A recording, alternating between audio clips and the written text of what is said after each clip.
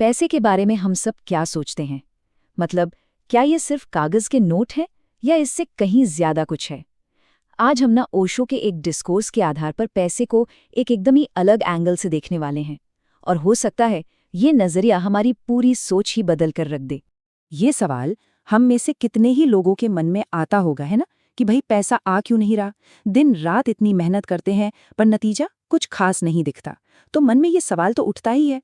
तो चलिए आज इसी सवाल की तह तक जाते हैं। तो इस पूरी सोच का जो सबसे हारिन विचार है वो ये है कि पैसा कोई चीज नहीं है। ये असल में एनर्जी है, ऊर्जा का एक फॉर्म है। और यहाँ ऊर्जा से मतलब है हमारी अपनी अंदरूनी फीलिंग्स, हमारे थॉट्स, हमारा एटीट्यूड। और देखिए, एनर्जी का एक सीधा सा नियम है, वो हमेशा अपनी जैसी दूसरी एनर्जी की तरफ ही खिंचती है। तो फिर ये जो स्ट्रगल है, ये शुरू कहाँ से होता है? होता क्या है ना कि हम अक्सर एक ट्रैप में फंस जाते हैं। हम अपनी बाहरी फाइनेंशियल सिचुएशन को सुधारने में अपनी सारी एनर्जी लगा देते हैं, और इस चक्कर में हम अपने अंदर की एनर्जी, उसकी क्या हालत है, उसे तो बिल्कुल ही भूल जाते हैं, एकदम नज़रअंदाज कर देते हैं। तो यहाँ सवाल खुद से पूछने वाला है कि हमारी जो एनर्जी है वो बह किस तरफ रही है। क्या वो डर के मारे बह रही है या फिर भरोसे और विश्वास के साथ? क्योंकि यही वो दो, आप कह सकते हैं, फंडामेंटल एनर्जी फ्लोज हैं जो हमारी फाइनेंशियल रियलिटी को बनाते हैं।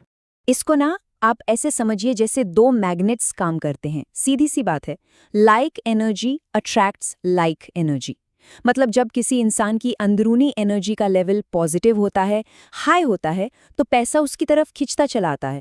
और जैसे ही ये एनर्जी गिरती है, पैसा भी दूर भागने लगता है। सोर्स में ना इस बात को बहुत ही सीधे सीधे कहा गया है।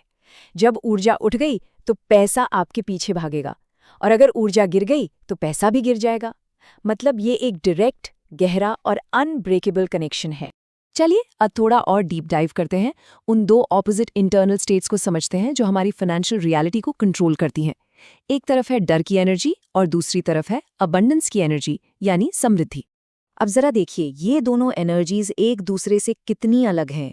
जो डर वाली एनर्जी है वो हर चीज को सिकोड़ देती है, उसे छोटा कर देती है। वो दरवाजे बंद करती है और एक कमी की, स्केर्सिटी की फीलिंग पैदा करती है। और इसके ठीक उलट जो अबंडेंस की एनर्जी है वो फैलती है, एक्सपैंड होती है। वो नए दरवाजे खोलती है और एक फ्लो को बढ़ावा देती है।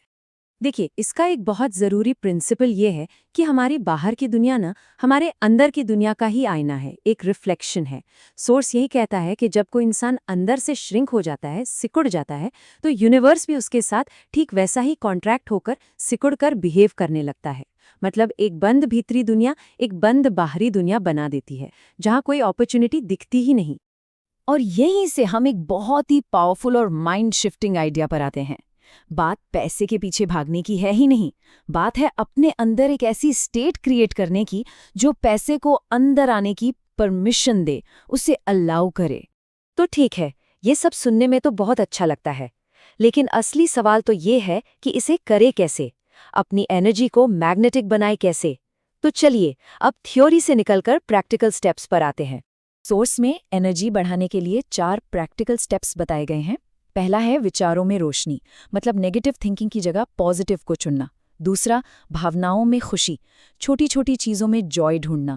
तीसरा है काम में प्रेम, जो भी काम करें उसे प्यार से करें, दिल से करें।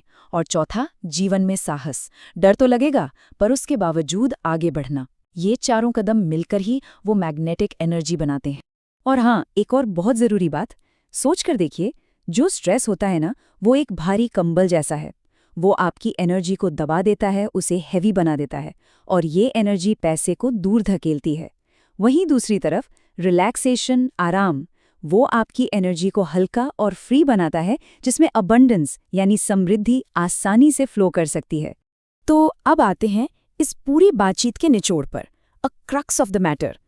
मेन प्रिंसिपल ये है कि बाहर की फाइनेंशियल दुनिया को बदलने से पहले अपने अंदर की एनर्जी की दुनिया पर काम करना होगा, क्योंकि जो अंदर है वही बाहर दिखेगा। ये जो कॉस्मिक सीक्वेंस है ना, ये इस पूरी फिलॉसफी को बहुत ही खूबसूरती से समराइज करता है। ये यूनिवर्स का एक क्लियर ऑर्डर बताता है। पहले एनर्जी, उसके बाद पैसा। पहले अंदर की शांति, उसके बाद बाहर की सक्सेस। पहले अपने अंदर प्यार, उसके बाद बाहर अपॉर्चुनिटी। और सबसे पहले अटूट विश्वास, उसके बाद ही कोई अचीवमेंट। ये एक बहुत ही पावरफुल सीक्वेंस है, सोचने वाली बात है। और आखिर में इस पूरे डिस्कोर्स का जो अल्टीमेट प्रॉमिस है, जो संदेश है, वो इस एक सिंपल पावरफुल लाइन में आ जाता है, अपनी एनर्जी बदलो, पैसा अपने आप बदल जाएगा। तो ये पूरी बातचीत हमें एक आखिरी सवाल पर लाकर छोड़ देती है, और ये सवाल हर एक इंसान के लिए है कि अब किसी का जीवन डर से चलेगा या फिर समृद्धि की इस धारा से। और इसका जवाब वो कहीं बाहर नहीं है, वो हर किसी को अपने अंदर ही खोजना होगा।